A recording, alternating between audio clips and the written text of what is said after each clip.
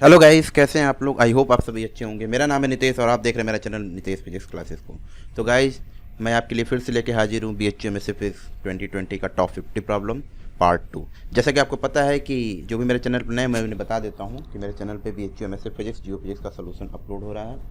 इसके पहले मैंने एक नई सीरीज़ शुरू की है, टॉप 50 प्रॉब्लम की सीरीज़, जो काफ़ी हेल्पफुल है आपके BHU में से फिजिक्स एग्जाम या जो फिजिक्स एग्जाम के लिए, जो कि 2020 में होने वाले हैं आपका। उसका पार्ट 1 मैंने ऑलरेडी अपलोड किया हुआ था, जिससे बहुत सारे कमेंट आए, बहुत सारे पर्सनल मैसेज भी आए हैं, जिसको बहुत सारे लोगों ने कहा कि सर प्लीज़ ये सीरीज़ आप कंटिन्यू रखें।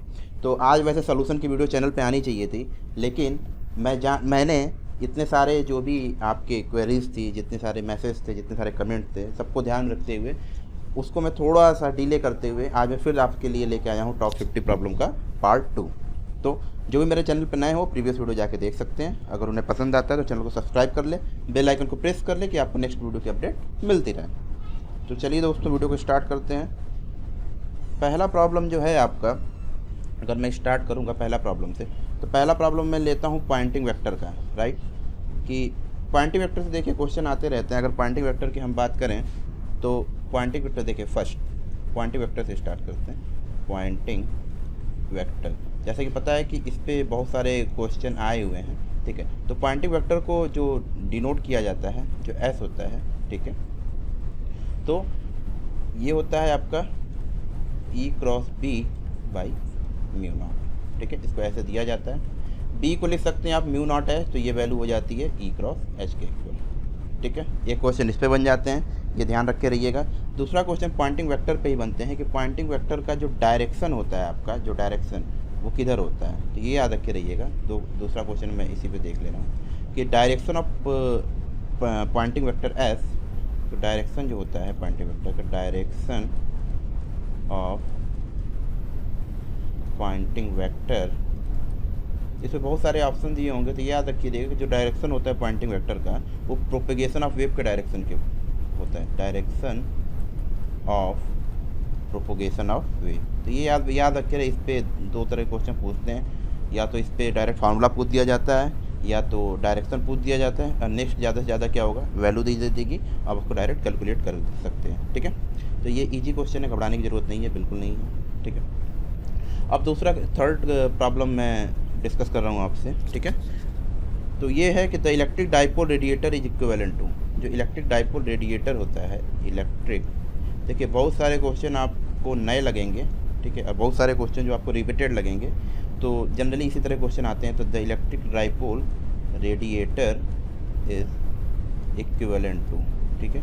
ये किसके इक्विवेलेंट होता है, याद रखिएगा, ट्रांसमिटिंग एंटीना के इक्विवेलेंट होता है, ट्रांसमिटिंग एंटीना, ठीक है, ये याद रखे रहिएगा, इसके इक्विवेलेंट हो जाता है ये।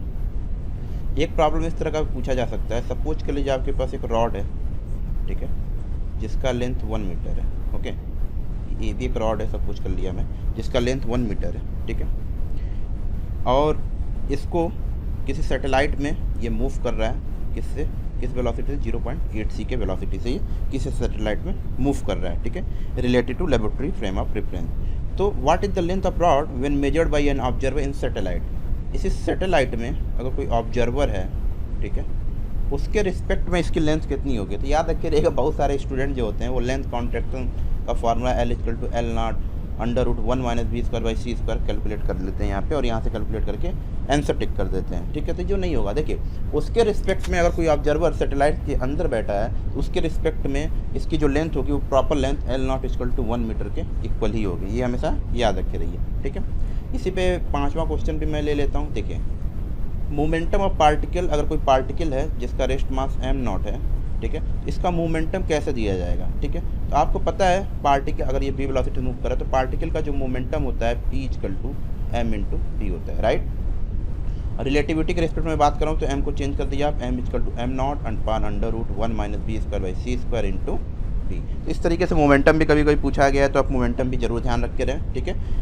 अब चलिए आगे चलते हैं, 5 हो चुका, 6 पे चलते हैं। 6 पे मैं क्या कंसिडर कर सकता हूँ, या क्या मैं आपको बता सकता हूँ, ठीक है। अब देखिए रिलेटिविटी की बात चल रही है, तो रिलेटिविटी पे कम से कम आपसे 8 से 10 क्वेश्चन पूछ दिए जाते हैं कभी कभी। आप समझ लीजिए कि वेलोसिटी ऑफ पार्टिकल किसी की है, वो अप्रोचेज कर रही है सी के इक्विवेलेंट, ठीक है। बी अप्रोच कहाँ पे कर रहा है, सी के इक्विवेलेंट कर रहा है, तो इट्स रिलेटिविस्टिक मास कितना हो जाता है, तो m इक्वल टू आपको पता है m0 upon under root 1 minus b square by c square, ठीक है। यहाँ पे जैसे ही v की वैल्यू आप c रख देंगे तो 1 माइनस 1 कितना आ जाएगा, 1 minus c square by c square, तो 1 माइनस 1 जीरो हो जाएगा। तो इसका जो मास अप्रोच करेगा वो कहाँ अप्रोच करेगा, इनफाइनाइट के अकॉर्डिंग, ठीक है। तो ये आप ध्यान रख के रहें कि इसका जो मास हो जाएगा वो इस इनफाइनाइट हो जाएगा, ओके।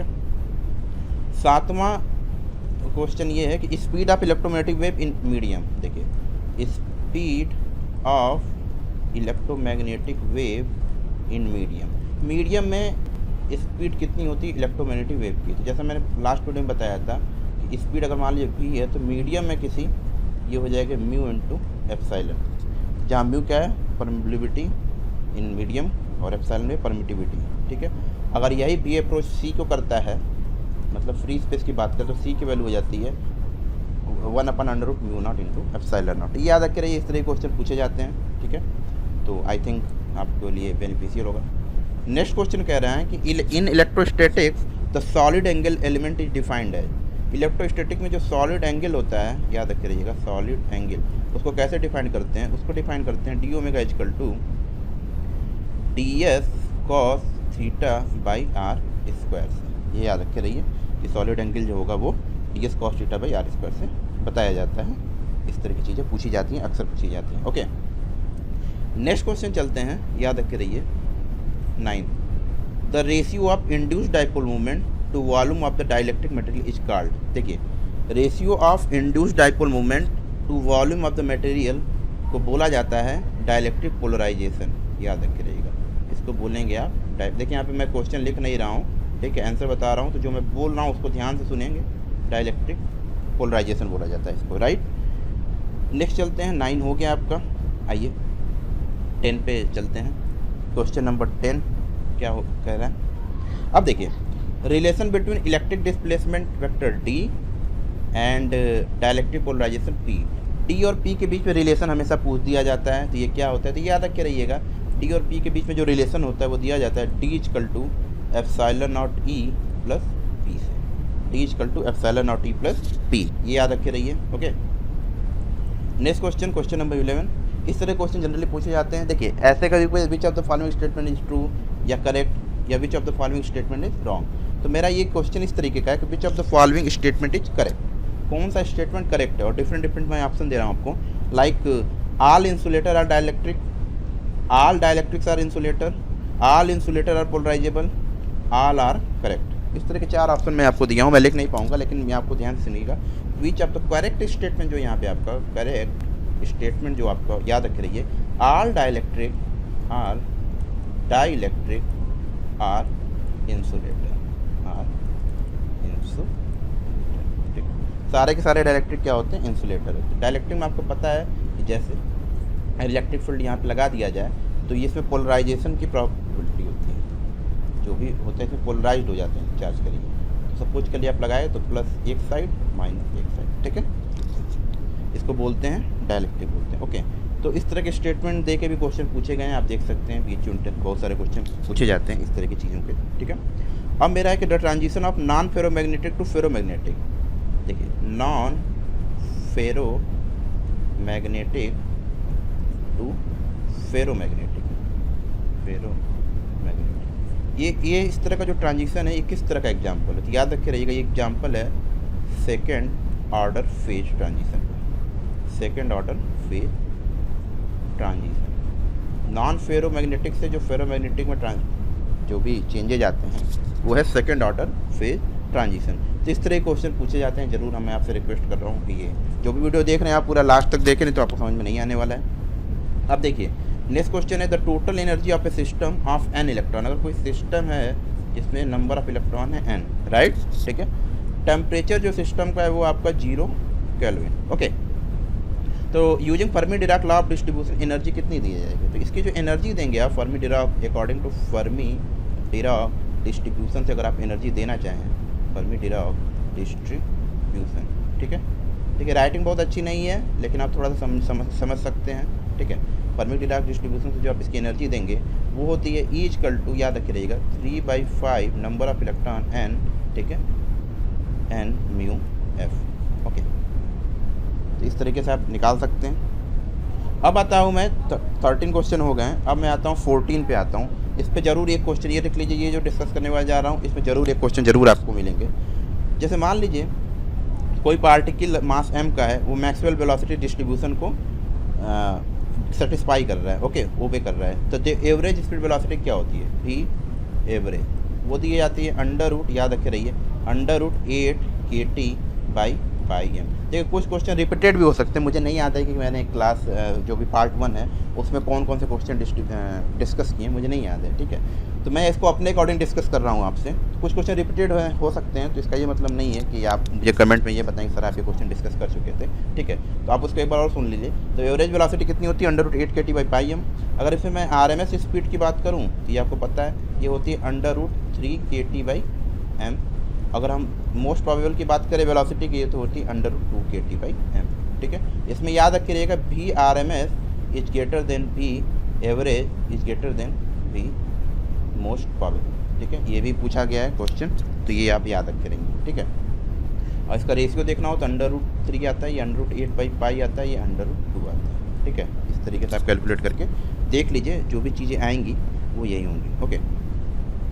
अब बात करते हैं थोड़ा सा क्वेश्चन नंबर 15 पे भी आते हैं, ठीक है। ये जियो फिजिक्स वाले के लिए इंपॉर्टेंट इस तरह क्वेश्चन पूछे जाते हैं। क्वेश्चन सुन लीजिए, if the magnitude of each of 2 charges are increase by 2 time, ठीक है, and distance of separation increase 2 time, then electrostatic force. Suppose कर लीजिए कुलाम्स लॉ से हमें इलेक्ट्रोस्टैटिक फोर्स कितना दिया जाता है, F दिया जाता है K Q1 Q2 by r square, ठीक है।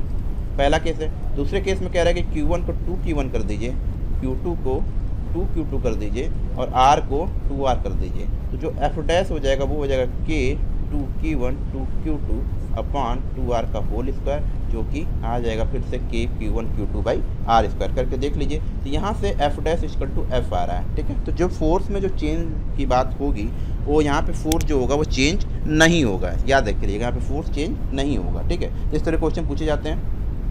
क्वेश्चन नंबर 16 पे थोड़ा सा फोकस करते हैं। ये क्या कह रहा है, अब सपोज के लिए कोई सिस्टम है जिसमें n पार्टिकल हैं, ठीक है। कोई सिस्टम है जिसमें n पार्टिकल, ओके, और k होलोनॉमिक कांस्टेंट है। होलो, ये देखिए क्लासिकल का है, तो मैं टॉपिक नहीं डिस्कस कर रहा हूँ, मैं सब मान के चल रहा हूँ कि कुछ ना कुछ टॉपिक आप पढ़े होंगे। ये n होलोनॉमिक कांस्टेंट है, ठीक है। इसमें क्या पूछता है, इसमें ये पूछता है कि नंबर ऑफ जनरलाइज्ड कोऑर्डिनेट, जो जनरलाइज्ड कोऑर्डिनेट होंगे, जनरलाइज्ड कोऑर्डिनेट, तो नंबर ऑफ जनरलाइज्ड कोऑर्डिनेट का जो फार्मूला आता है यहाँ पे 3n माइनस k होता है। ये याद रखे रहिए, इस तरह के क्वेश्चन पूछे जाते हैं, ओके। चलिए आगे बढ़ते हैं। आप सपोज कर लीजिए कि अगर qi साइक्लिक कोऑर्डिनेट है किसी सिस्टम का, qi जो है आपका साइक्लिक कोऑर्डिनेट है, साइक्लिक कोऑर्डिनेट ऑफ सिस्टम, ठीक है। देन तो बहुत सारे ऑप्शन दिए जाएंगे, जैसे del L by T Q I equal to 0, P I dot equal to constant, del L by D Q I not equal to 0, P I equal to constant. तो याद रखिए रहिएगा, अगर ये क्यू आई साइक्लिक कोऑर्डिनेट है तो P I जो होगा वो क्या होगा, आपका कॉन्स्टेंट वैल्यू देगा, ठीक है। पी आई जो होगा आपका कॉन्स्टेंट वैल्यू देगा, ये काफ़ी इंपॉर्टेंट है, ओके। अब 18 जो क्वेश्चन है वो ये है कि acceleration of a mass in Atwood machine. अगर एटूड मशीन आपने पढ़ा होगा, ठीक है, तो वहाँ पे आपको निकालने तक का टाइम नहीं होता है। एटूड मशीन की हम बात कर लें, एटूड मशीन, ठीक है, तो उसमें जो एक्सेलरेशन दिया जाता है वो हमेशा याद रखे रहिए, एक्स डबल डॉट की जो वैल्यू आती है वो आती है m1 minus m2 upon m1 plus m2 into g. ये 2 मास सिस्टम का एक कम्बिनेशन होता है एटूड मशीन, तो उसमें जो एक्सेलरेशन दिया जाता है वो ऐसे दिया जाता है, ओके।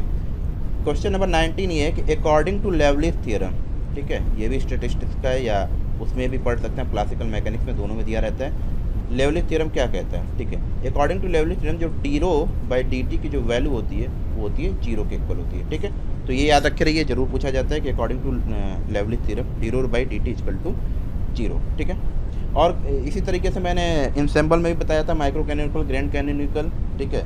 अब कैनोनिकल इंसेंबल में क्या क्या कांस्टेंट रहती है, ये सारी चीज़ें देख लें। नेक्स्ट मैंने सिंपल पेंडुलम का इक्वेशन ऑफ मोशन कराया था, जो लैग्रेंजियन था theta double G by L sine theta equal to 0। तो ये सारे क्वेश्चन भी आप जरूर यहाँ पे देखें, ठीक है। अब 20 पे मैं थोड़ा सा डिस्कस कर रहा हूँ। क्वेश्चन नंबर 20 जो है क्वेश्चन नंबर 20 आपका है, in a grand canonical ensemble, छोड़िए इंसेंबल तो हो गया, ठीक है। The number of independent mode of vibration of a system N coupled oscillator with capital N degree of freedom. देखिए नंबर ऑफ इंडिपेंडेंट आपको पूछ रहा है यहाँ पे, number of independent modes of vibration, ठीक है, मोड्स ऑफ वाइब्रेशन। तो यहाँ पे number of independent modes of vibration हमें बताना है, राइट, ठीक है। आपका एन कपल्ड ऑसिलेटर है और एन डिग्री ऑफ फ्रीडम है, तो DOF जो है डिग्री ऑफ फ्रीडम जो दिया हुआ है आपका एन दिया हुआ है, ठीक है। तो यहाँ पे जो number of independent modes of vibration निकल के आते हैं वो आते हैं आपके 3n-1, ये याद रखे रहिएगा, ये 3n-1 आते हैं, ओके। ये चीज़ें आपको पूछी जाती है, ठीक है। अब क्वेश्चन नंबर 21 देखिए। क्वेश्चन नंबर 21 को थोड़ा सा आप ध्यान से समझेंगे, क्योंकि ये क्वेश्चन नंबर 21 मैं रिपीट कर रहा हूँ, लिख नहीं रहा हूँ, लेकिन क्वेश्चन नंबर 21 में बता रहा हूँ कि the eigen frequencies ω1, ω2 and ω3 can be represented for a linear triatomic molecule of the type AB2, ठीक है। तो यहाँ पे क्या कह रहा है, यहाँ पे ये कह रहा है कि आइगन वैल्यू फ्रीक्वेंसी दी हुई है, क्या क्या दी हुई है मेरी, ω1, ω2, ω3, ठीक है। Can be represented for a linear triatomic molecule, यहाँ पे क्या रिप्रेजेंट कर रहा है, लीनियर ट्राई एटॉमिक मॉलिक्यूल, ठीक है, linear triatomic molecule, okay. तो कैन बी टाइप AB2, ये AB2 का टाइप कैसे हो सकता है, टाइप जो यहाँ पे बता रहा है AB2, ठीक है। इसका कंडीशन क्या है, इस केस में क्या होना चाहिए कि ω1 की जो वैल्यू होनी चाहिए 0 होनी चाहिए और ω2 डज नॉट इक्वल टू ω3 होना चाहिए, ठीक है। तो ये सारे क्वेश्चन आई गाइस कि मैं आपको बता रहा हूँ कि इस तरह क्वेश्चन जरूर पूछे जाते हैं, तो ये याद रखे रहिएगा, ठीक है। नेक्स्ट क्वेश्चन है मेरा 22, the number of degree of freedom for the general motion of a rigid body. Rigid body के केस में इन जनरल जो number of degree of freedom होती है वो कितनी होती है, ठीक है, तो वो होती है 6, यह याद रखिएगा कि डिग्री ऑफ फ्रीडम जो होती है वो कितनी होती है, 6। तो क्वेश्चन इस तरीके से पूछता है कि the number of degree of freedom for the general motion of a rigid body is, तो ऑप्शन भी दिए जाते हैं, 3 दे दिए जाते हैं, 6 दे दिए जाते हैं, बहुत सारे ऑप्शन भी दिए जाते हैं, तो उससे घबराने की ज़रूरत नहीं है, ओके। तो आप इस तरीके से कर सकते हैं, ये याद रख रहिएगा। अब नेक्स्ट क्वेश्चन पूछता है, if the body is said to be symmetric top, ये क्वेश्चन मैंने कराया हुआ है, शायद आप किसी ईयर के सोल्यूशन में देख लीजिएगा, सिमेट्रिक टॉप का मैंने क्वेश्चन कराया हुआ है, ठीक है। तो the body is said to be symmetric top whose movements of inertia will be, देखिए सिमेट्रिक टॉप के केस में क्या होता है, जो मूवमेंट ऑफ इनर्शिया होती है वो इक्वल होती है, ठीक है। तो यहाँ पे आपको I1 = I2, जितनी मूवमेंट ऑफ इनर्शिया होती है वो क्या हो जाती है, इक्वल हो जाती है, ये याद रखे रहिएगा। तो इस तरह क्वेश्चन भी पूछे जाते हैं, ओके। नेक्स्ट क्वेश्चन मैं आपको बता रहा हूँ, 24 हो गया ना, 23 के बाद 24, ठीक है। The coefficient of viscosity of liquid helium is, ठीक है, कोफिशिएंट ऑफ विस्कोसिटी जो होती है, कोफिशिएंट ऑफ विस्कोसिटी, ठीक है, ऑफ लिक्विड हीलियम सेकेंड, याद रखे रहिएगा, ये एबनॉर्मली लो होती है, बहुत ही ज़्यादा लो होती है, एबनॉर्मली लो, ठीक है। तो इस तरीके के भी क्वेश्चन पूछे जाते हैं कि coefficient of viscosity of liquid helium. देखिए जो प्रीवियस वीडियो थी मैंने आपको उसमें आपको हीलियम सेकंड के बारे में थोड़ा सा डिस्कस किया था, तो जो भी नए स्टूडेंट है वो जाके वहाँ पे देख लें, इस पर भी एक क्वेश्चन बना था। तो इस तरह क्वेश्चन जरूर पूछे जाते हैं, ओके। नेक्स्ट क्वेश्चन है आपका 25 पे आते हैं। 25 थोड़ा डिस्कस करते हैं। The particle which obey Fermi Dirac statistic, particle that obey Fermi Dirac FD statistic. तो आपको सबको पता है कि कौन सा पार्टिकल फर्मी डिराक स्टैटिस्टिक को ओबे करता है, तो वो क्या है, केवल इलेक्ट्रॉन है, राइट। तो इस तरह के क्वेश्चन भी पूछे जाते हैं। आप कहेंगे कि सर ये तो बहुत ईजी है, क्या आपने नया बता दिया। अरे मैंने कुछ नया नहीं बताया, ये अपना दिमाग में रखे रहिए, लेकिन क्वेश्चन जो होते हैं इसी तरीके के पूछे जाते हैं, ये भी दिमाग में रखे रहिए, ठीक है। तो नेक्स्ट क्वेश्चन जो है आपका 26 जो है उसमें सपोज करते हैं, ठीक है, इन थर्मोआयनिक इमिशन अगर होता है, सपोज कर लीजिए, इन थर्मोआयनिक इमिशन, ठीक है, in thermionic emission the thermionic current varies with temperature, ठीक है। तो IT थर्मोआयनिक जो करंट होती है वो टेम्परेचर के साथ कैसे वेरी करती है, तो ये आपको बताना रहता है। तो ये प्रोपोर्शनल होती है टेम्परेचर के साथ T² के, ठीक है। तो ये याद रखे रहिए, ये भी पूछा जाता है, इस तरह की चीज़ें पूछी जाती हैं, ओके। क्वेश्चन देखिए 27 energy emitted by a black body at a temperature T दे दिया आपको 600 केल्विन, एनर्जी इमिटेड आपको बतानी है, ठीक है। आपको पता है स्टीफेंस लॉ से ई इक्वल टू होता है sigma T to power 4। Sigma की वैल्यू आप रख दें, ई की वैल्यू आपके टी की वैल्यू दी हुई तो ई की वैल्यू आपको निकल के आएगी 7350 वाट पर मीटर स्क्वायर। इस तरह क्वेश्चन भी पूछे जाते हैं, ये हमेशा याद रखे रहिए, ओके। ये हो गया 27। नेक्स्ट चलते हैं 28 पे, ओके। 28 में मैं क्या रखता हूँ, इस तरह क्वेश्चन पूछे जाते हैं। In a monoatomic gas the molecular phase space has dimension of monoatomic gas, ठीक है। मोनोटॉमिक गैस में जो मॉलिकुलर फेज स्पेस होता है, फेज स्पेस का जो डायमेंशन होता है वो याद रख के रहिएगा, 6 ना होके 3 होता है, ओके। तो इस तरह क्वेश्चन भी पूछे जाते हैं, ठीक है। अब देखिए नेक्स्ट क्वेश्चन है, the binomial distribution is skewed to the right if p the probability of success is value. देखिए binomial distribution is skewed to be right. Binomial distribution is skewed to the right if, देखिए binomial क्या कह रहा है, binomial distribution is skewed to the right if. इसमें हमें P की value बतानी है, तो पी का जो कंडीशन होता है याद रखिएगा, पी इज लेस देन 0.5 पे ये कंडीशन सेटिस्फाई होता है। सो पी इज लेस देन 0.5, ये कंडीशन आप याद रखे रहेंगे, ओके। नेक्स्ट बढ़ते हैं 30 पे। तो क्वेश्चन नंबर 30 क्या कह रहा है मेरा, 30 पे आते हैं। अब देखिए इसमें which of the following is, इसको छोड़िए, चलिए हैमिल्टोनियन इक्वेशन ऑफ मोशन थोड़ा सा देख लेते हैं कि हैमिल्टोनियन इक्वेशन ऑफ मोशन को आप कैसे लिखते हैं। तो हैमिल्टोनियन इक्वेशन ऑफ मोशन में कभी कभी कई बार पूछा हुआ है, तो याद रखिएगा उसको लिखा जाता है q i dot equal to del H by del p i, okay, और p I dot equal to minus del H by del, ठीक है। इस तरह के क्वेश्चन पूछे जाते हैं, तो मैं रिक्वेस्ट करूंगा आपसे कि इस तरह क्वेश्चन को आप जरूर ध्यान से देखेंगे, ओके। अब इसमें से थोड़ा सा और हैमिल्टोनियन और लैग्रेंजियन में भी इक्वेशन बता देते हैं। ये होता है minus del L by del T equal to del H by del T. इस तरह के क्वेश्चन पूछे जाते हैं, तो इसको भी आप थोड़ा सा ज़रूर ध्यान में रखें, ओके। अब 32 देखिए, 32 में क्या लेता हूँ कि the principle of virtual work was modified into a new principle. जो वर्चुअल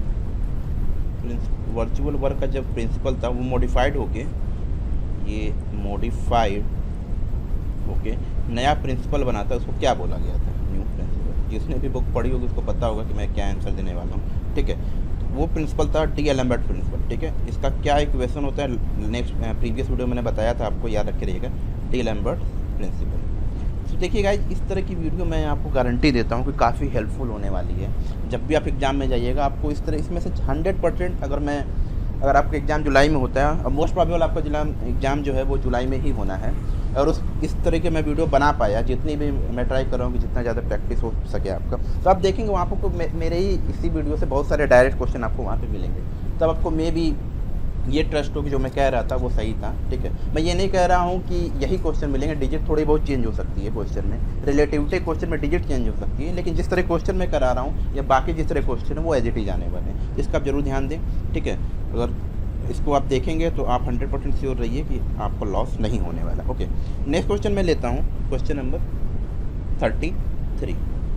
33 मैं लेता हूँ कि 33 को हम क्या कर सकते हैं, ओके। अब देखिए मैं ले लेता हूँ गामा माइनस हाफ, ठीक है। इसको इसकी वैल्यू क्या होती है याद रखे रहिएगा, तो गामा माइनस हाफ की वैल्यू होती है, याद रखिए 2√पाई, जहाँ की गामा हाफ की वैल्यू होती है √पाई। इस पर भी गामा हाफ की वैल्यू √पाई दे देगा और गामा माइनस हाफ की वैल्यू आपसे पूछेगा, ठीक है।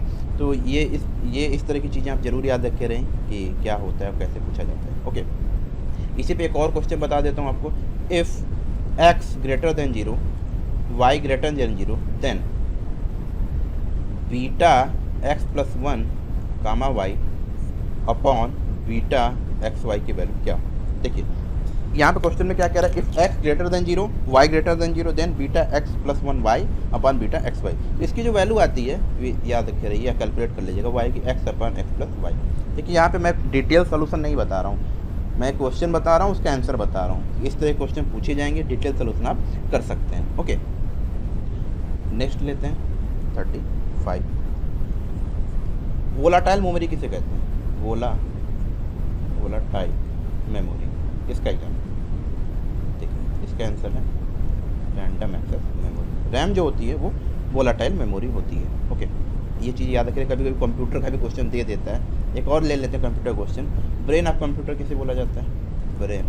हाँ, चांसेस कम है कि ब्रेन ऑफ कंप्यूटर पूछे, लेकिन मेमोरी के चांसेस ज़्यादा हैं। आपको पता है CPU को बोला जाता है ब्रेन ऑफ कंप्यूटर। ओके, अब मैं आता हूँ थोड़ा सा नेक्स्ट क्वेश्चन पे, 30, क्वेश्चन नंबर 37। ओके, आपको पता है बूलियन अलजेब्रा में अगर कोई a है उसमें 1 ऐड कर दें, 1 a प्लस 1 की वैल्यू क्या हो?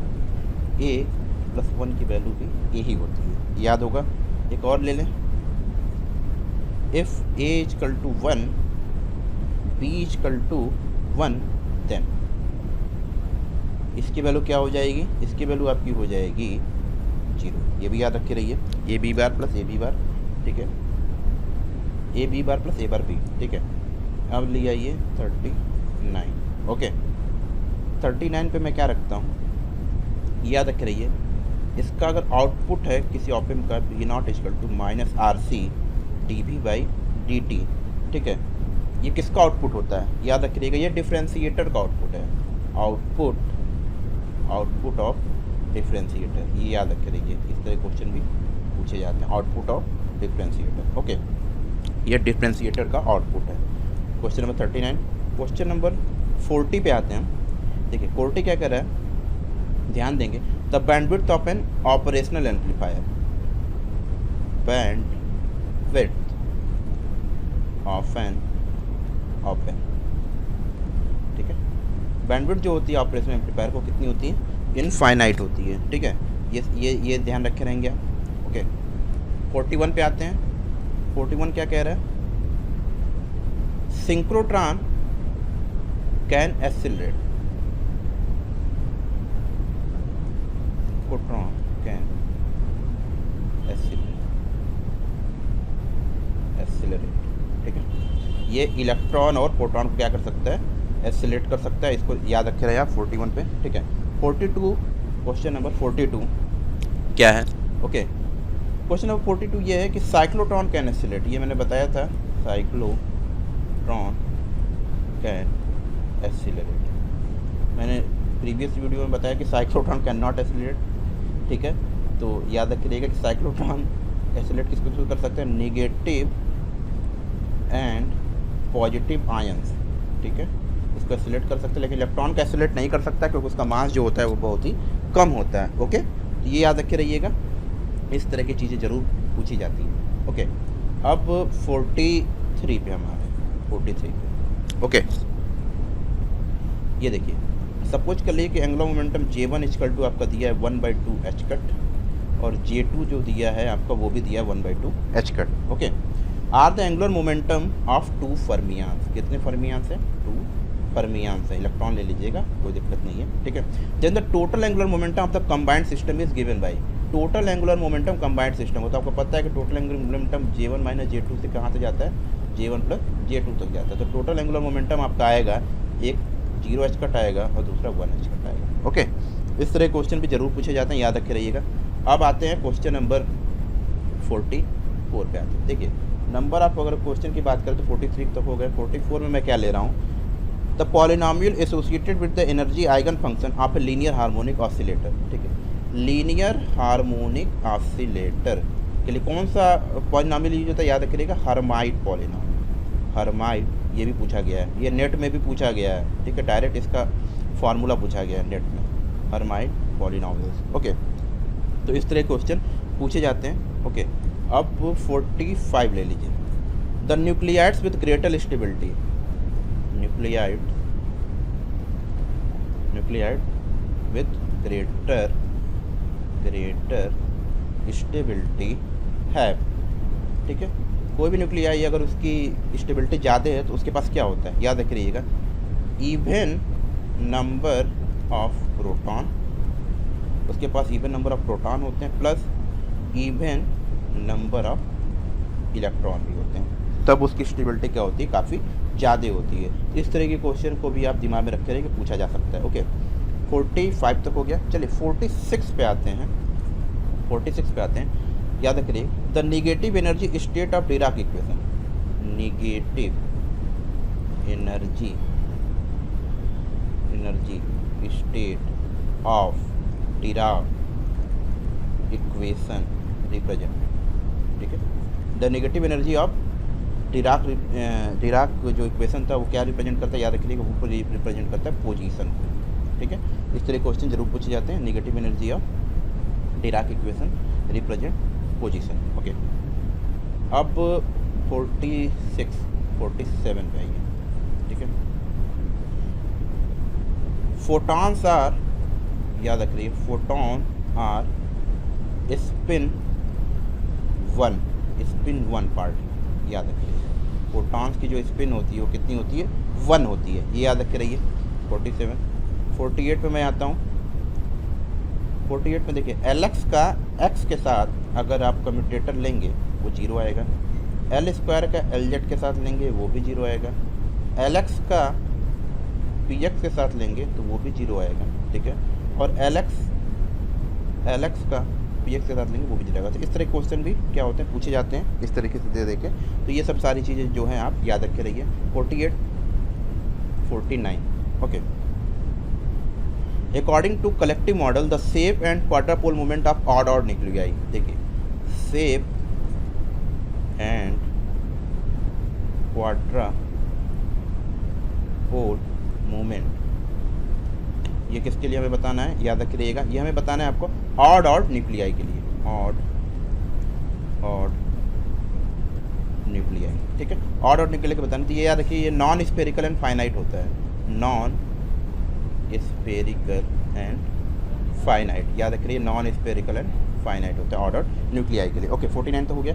अब इस वीडियो का लास्ट क्वेश्चन है, ठीक है, क्वेश्चन नंबर 50, ये वीडियो का लास्ट क्वेश्चन है, ठीक है।